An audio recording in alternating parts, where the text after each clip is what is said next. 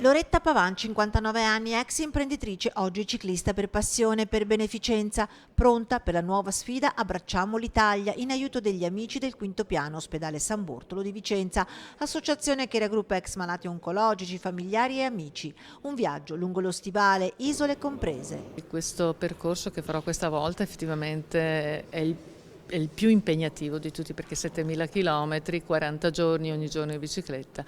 Ovviamente ci tengo in modo particolare a dare questa possibilità da raccolta fondi per gli amici del Quinto Piano perché effettivamente supporto psicologico mai come in questo momento c'è bisogno di sostenere. 7.000 km con un dislivello di 70.000 metri da affrontare, partenza lunedì 3 agosto proprio dall'ospedale San Bortolo per rientrare sabato 12 settembre, al suo fianco il marito Giorgio. Il suo è un percorso che nasce da una storia personale di sofferenza. Mi sono malata di cancro, avevo perso 2 sorelle di cancro, sì che per me era impossibile dire ce la faccio. Invece la fortuna ha voluto di incontrare degli amici ciclisti che mi hanno detto dai sali in sella e vieni via con noi. E così, pedalata dopo pedalata, ha raggiunto Caponord, Tarifa, le Repubbliche Marinare. Dalla vicenda personale all'aiuto a chi come lei ha affrontato il tumore e gli amici del Quinto Piano. Associazione nata nel 2011 portando la musica e la danza come conforto per arrivare al 2017 ad aprire un ambulatorio di terapia alimentare